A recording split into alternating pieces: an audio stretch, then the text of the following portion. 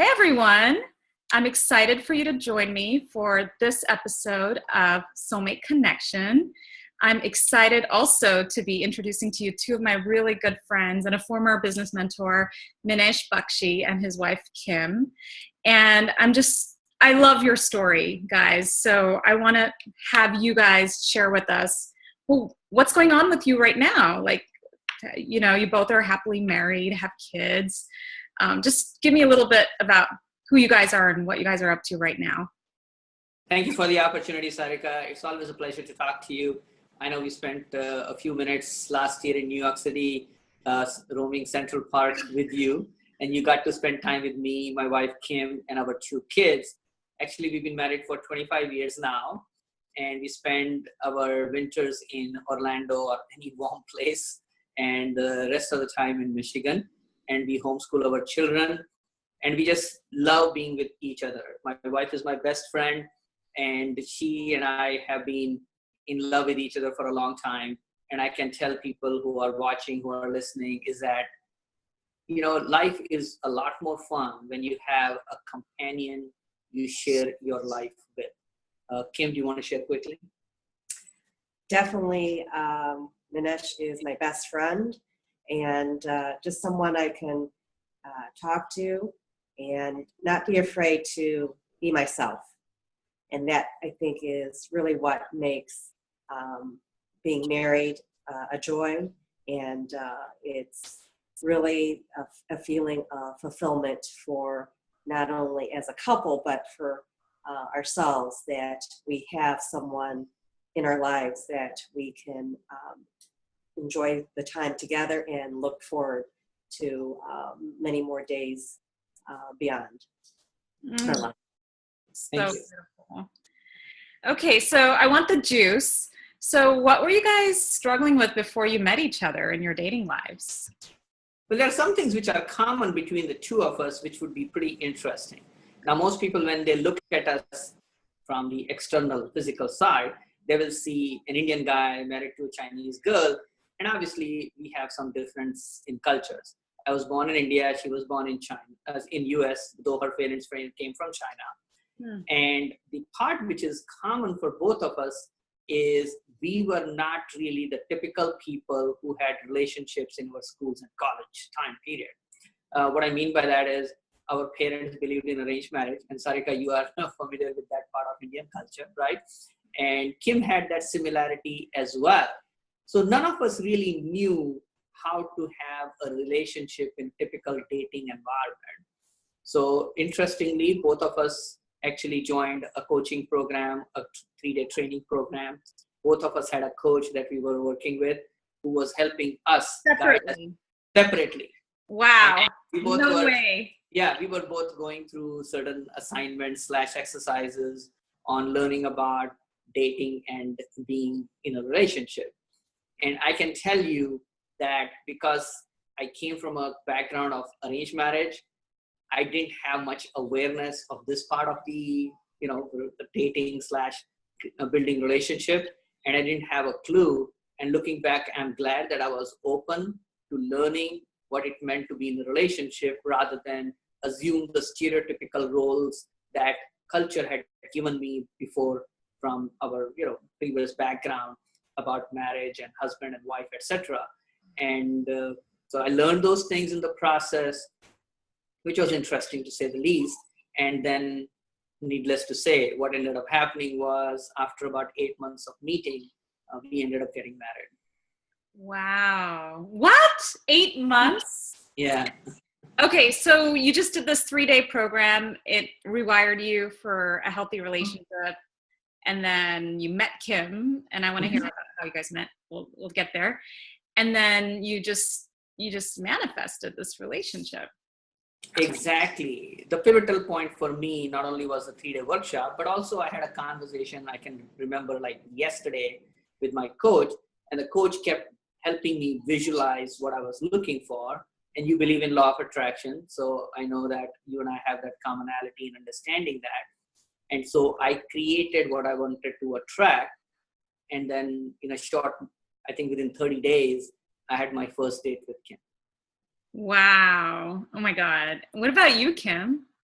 Well, it was just coincidence that I had signed up for that 3-day program. So I It's the never same knew one. Minesh. Okay. And so I never saw him. I might have walked past him in the hallway, but I did not know who he was.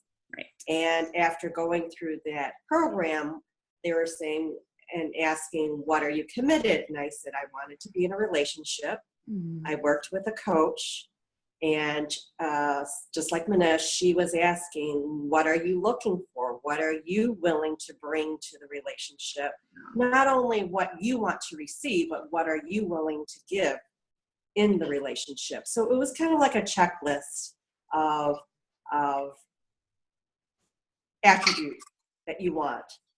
And that set the foundation. And as part of that assignment, we had little assignments. So for me, I'm an introvert. And so for me to meet people and talk to people is very challenging. So I had to do a lot of baby steps with my coach. So we had weekly homework assignments. One would be talk to a person, set up, a coffee date, and it just continue. And we would do the exercise. I would talk to her and then debrief and say, what did I learn? What else could I do to improve for the next experience and have my own personal growth? And part of the assignment was, please share this with other people to support you in your goal of being in a relationship with, and I shared that with my girlfriend, who happened to be in the same seminar as Minesh.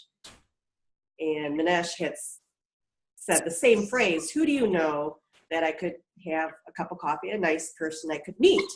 And that's how our lives intersected. Yeah, and we attended different places, the workshop. So I attended that workshop in Minnesota. She attended that in Michigan. And I think looking back, we had a mental state of being very receptive. And I think the more skeptical you are about what you can accomplish, the less likely you are going to attract it.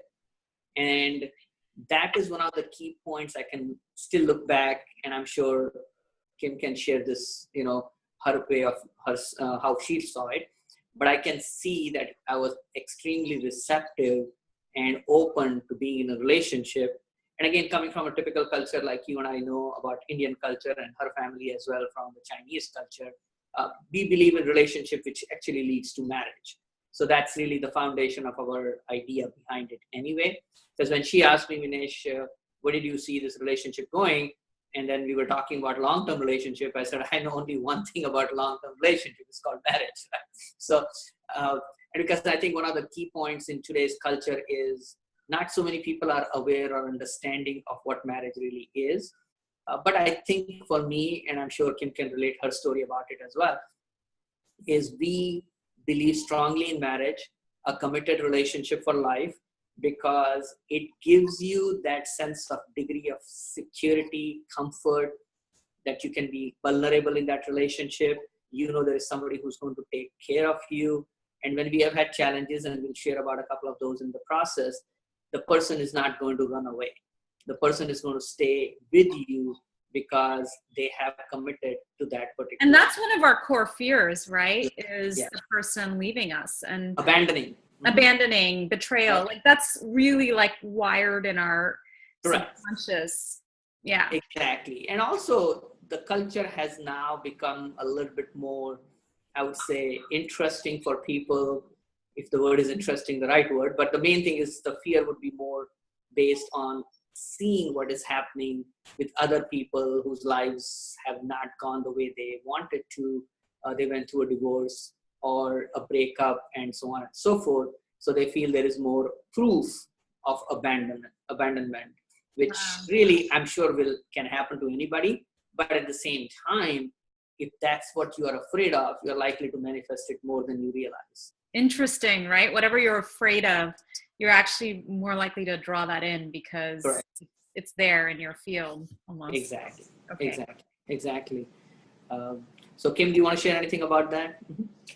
I think for me at the time, having a coach and talking almost every day at that point, to really keep me focused and grounded, because all those fears do come up. Mm-hmm. Especially in And dating. Oh my goodness. It's especially in so dating, and for someone who comes from a very traditional culture, that dating is really not socially acceptable or common. I had to break through a lot of barriers mentally, emotionally, and having a coach to keep me focused and centered. Okay, and really just remind me, what am I focused? What are my goals? What can you learn? What can you overcome your fears? And it's just a skill, it's a muscle, and I think that helped me to mature in the relationship.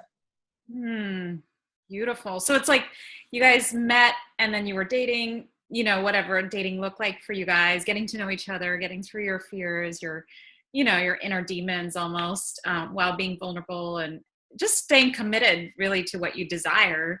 I think that's it sounds so conscious and sounds so intentional. And yeah, I like the word commitment, committed to what you guys are looking for, whether it is with each other or not. You were just committed to what it takes to have a long-term relationship, and just opening up to it, receiving, receptiveness. And I think that's really vulnerable. I mean, Minesh, that's very vulnerable for a man, especially from our culture, to, openly seek it and desire it.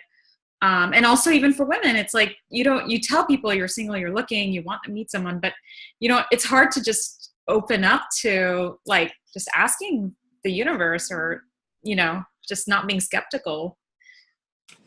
Yeah. And the more I grow, both from the business perspective and personal life, Right. there are enough people who will resonate with you, whether Right. it is business life or in personal life, relationships, etc. As long as you believe in the goodness that you have, and there is goodness in the world as well. Yes, are there going to be disappointments you might go through? Absolutely. That's not what I'm talking about. What I'm trying to help people focus on is, if you are coming from a place of good things are there on the planet, good people are there to interact with you, and if you stay committed that there is that possibility strongly in your future, you can attract that. Right. And believe in your own goodness too, right? Yes, exactly. That's the point. Yes, So, you believe in your a own lot of goodness. us deal with unworthiness, like Right. there's something fundamentally wrong with me. I know exactly what you mean. As an entrepreneur, it's like you face that every day, right? So 5 feet 4 short Indian who wants to date that, right? That's what I had to go through. But again, we all have our own views about ourselves. right. Beautiful. So where are you guys today? I mean, what's your marriage like right now?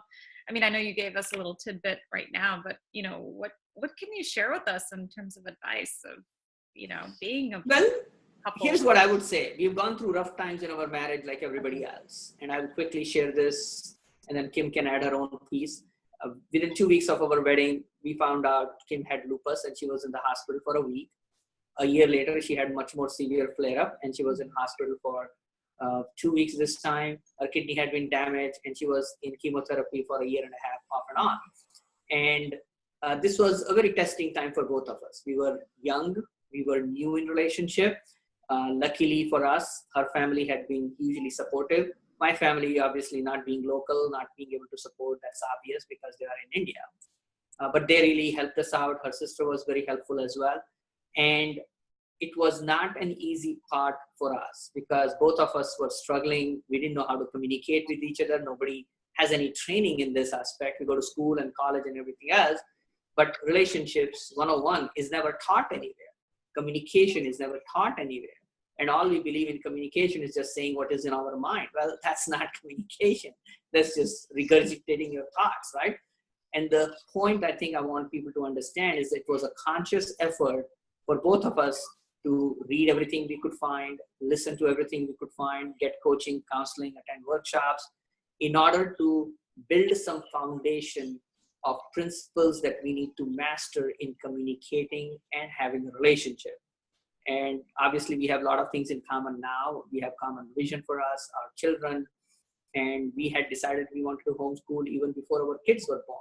So we made those conscious choices, and I can tell that people who are only reactively working on their relationship are going to have a challenge, because not everything is going to go the way they want. And if they are not proactive about a vision, and they don't respect the other person enough, or themselves, depends on the situation, they are going to enter into uncharted territory and turbulent waters, which will make it harder for them to sustain that relationship. But you and I have to realize that as long as we have married a good person, and I am myself a good person, then we can find ways to make that relationship work, because the grass may always look greener on the other side. It really is not. Okay. I've seen enough, I've coached enough people in relationship. I've been a relationship coach as well, Sarika.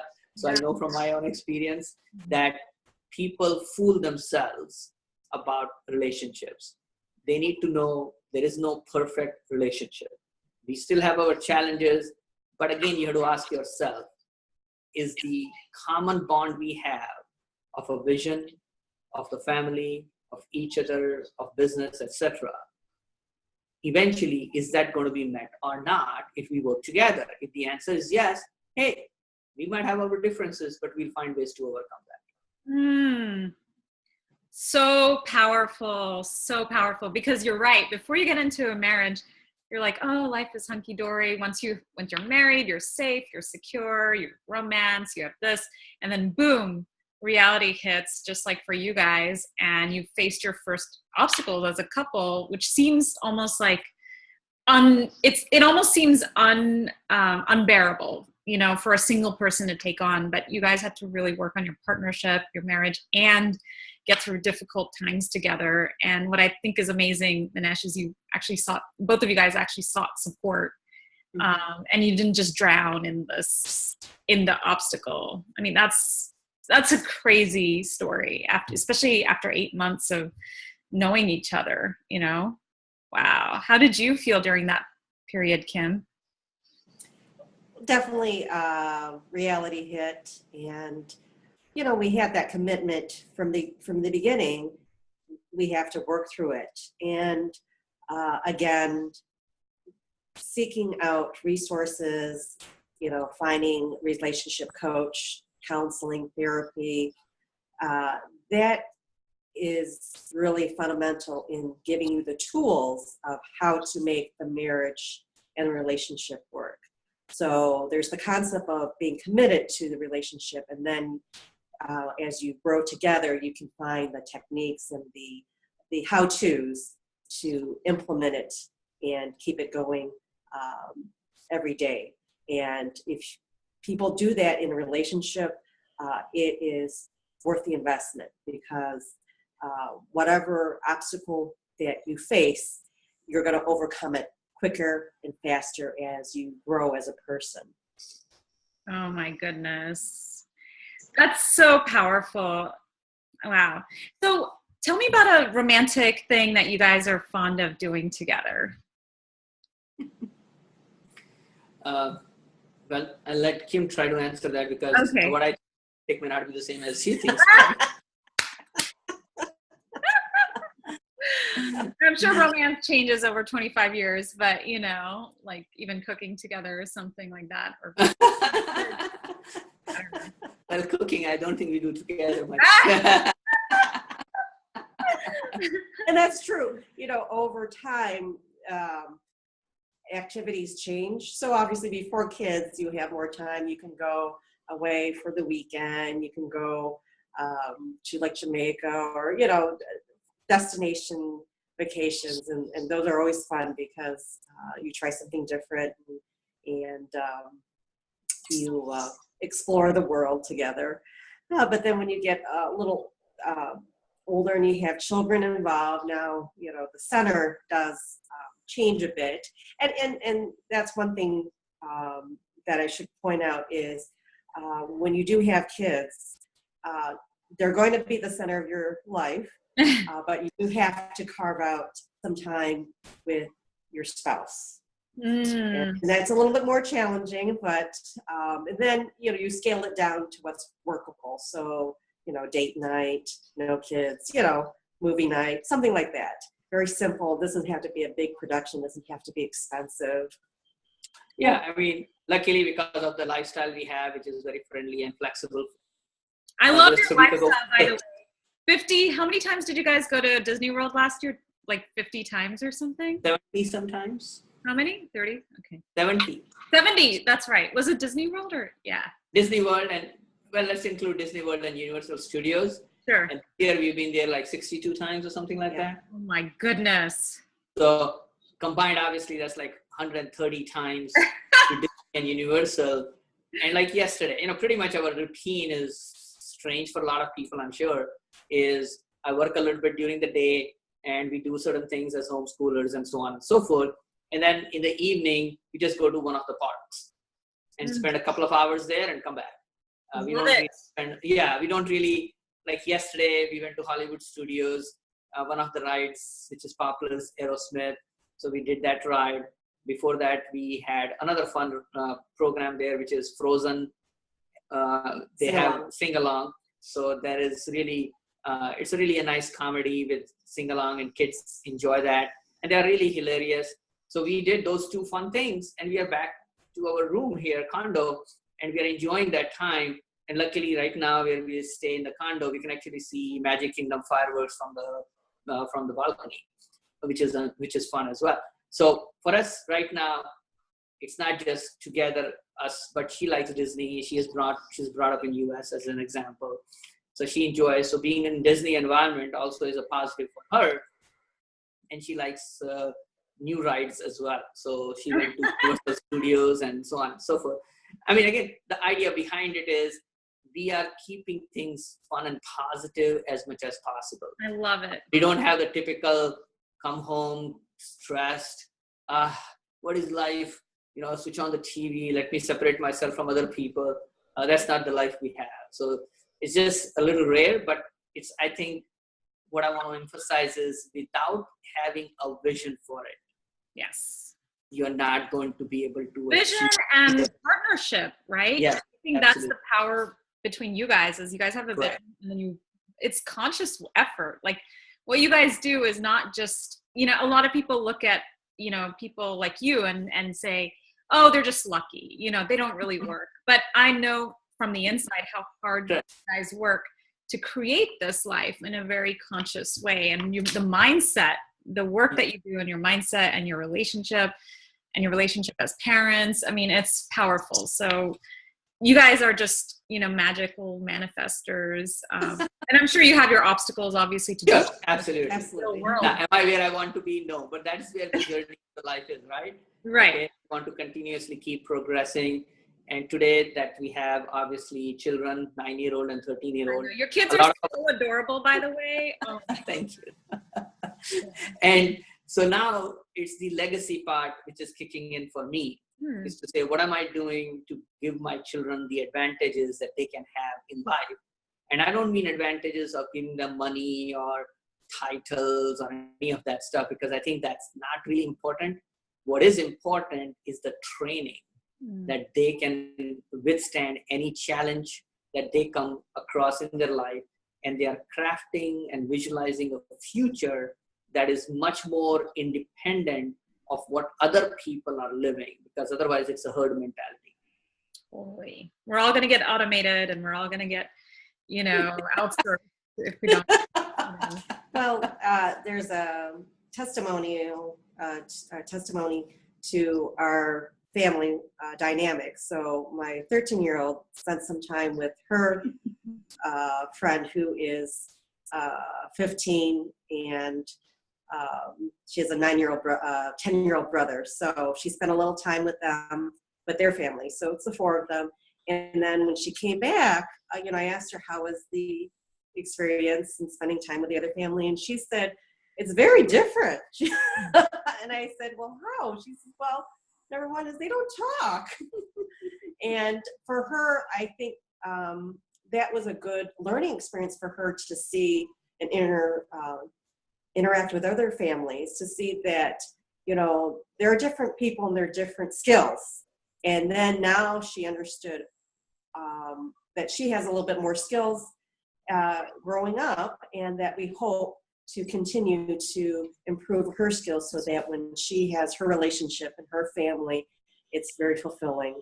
And that, you know, all of this is not natural. And that, I think that's what she learned, is that it's a skill of being in a relationship. It's a skill, and you have to work at it. And now she's seeing other families don't do it as strongly as she's been trained in that she shouldn't take it for granted too. And we spent so much time together because I didn't want to be a dad who people said, oh, you are so busy, your children. And the typical song, which I think I will just mention here, you might have heard of Harry Chapin. And the song is Cats in the Cradle and the Silver Spoon. I don't know if you heard that song. Of course I have, yeah. Cats on the silver spoon. Yeah, little boy to the man on the moon. Is that the parent, the father in this case, never had enough time to spend, like play the ball, catch the ball, and so on and so forth, because he was catching planes to pay the bills and all that kind of stuff. And before he knew, the son had grown up, started his own family in some other town, and the son had no time for the father, who was now retired. And I didn't want to grow up with that sense of regret to say, oh, my children never really got to know me. And we all are together all the time, you know what I'm saying? And we spend, you know, doing fun things like Disney together, but we watch certain things together, etc. And what that gives them is sense that, okay, I'm important, so my parents are taking time out for me. And that is an important message. Right. A lot of us are missing attention right now. Yeah. Right? Even within a relationship. Within a relationship. Yeah. Exactly. And as parents nowadays, we're so like distracted, and we have like correct to do, and we're trying to just keep paying our bills and all that. So that's so inspiring. And what I love is, and I, you know, even Christian and I, we haven't started our family yet. We're on our way, but I can already see how our harmony with each other is so important and hard, right? Yes. Like, you know, you both are individuals growing, and then you have to look like you know, like you guys have like a common language and understanding, and then you have to model that for your kids, and then you have to spend time with your kids. So I think that you guys have really built this strong foundation, this relationship foundation in your marriage to be able to do that. And that's pretty inspiring. Thank you. And here is the message which I keep, because I want to reiterate for people if they didn't get it, is that people ask, what is the secret to communication? Or sorry, I should say, what is the secret to relationships or successful, thriving relationship? It's very simple. Doing things you love together and communicating consistently. So the more time you spend doing things you love together, the more likely your relationship is stronger. Whenever a relationship breaks down, the foundation is going to be missing, which is what? Spending time together, doing the things you enjoy. And if everybody does that, like think of the people that you have as friends that you love spending time with, guess what? You're doing certain things common, right? I mean, it's not very complicated.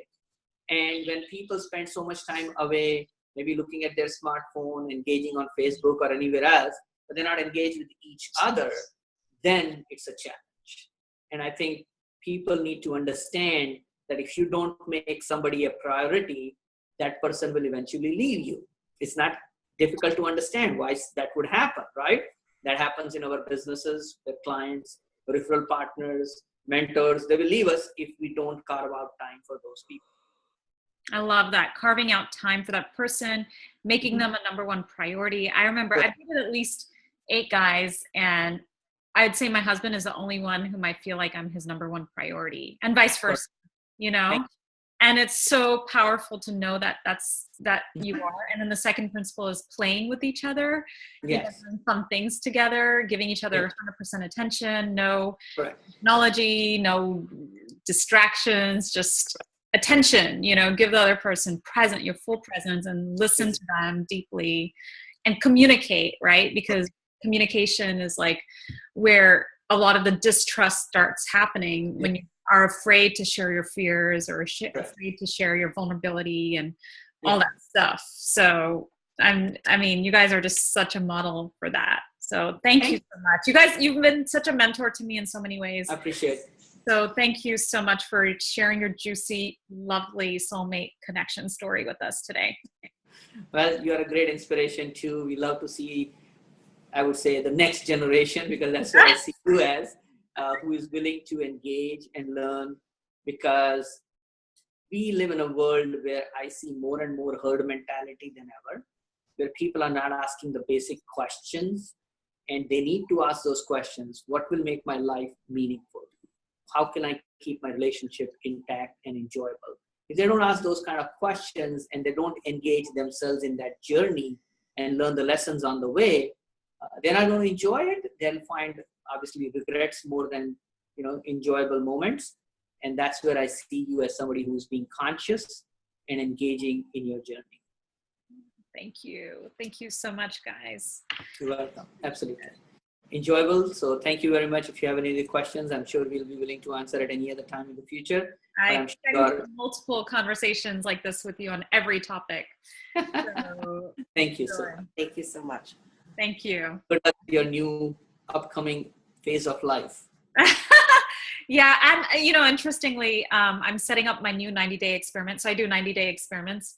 So my new 90-day experiment is just motherhood and just embracing motherhood fully without any inner obstacles or conflicts around, like, I don't, you know, whatever, trying to be an entrepreneur, trying to do this, trying to do that. Yes, like, I want to embrace motherhood fully for 90 days and see what happens. Thank you. I wish you the best. Thank you so much. You're welcome. Enjoy. Bye. Bye.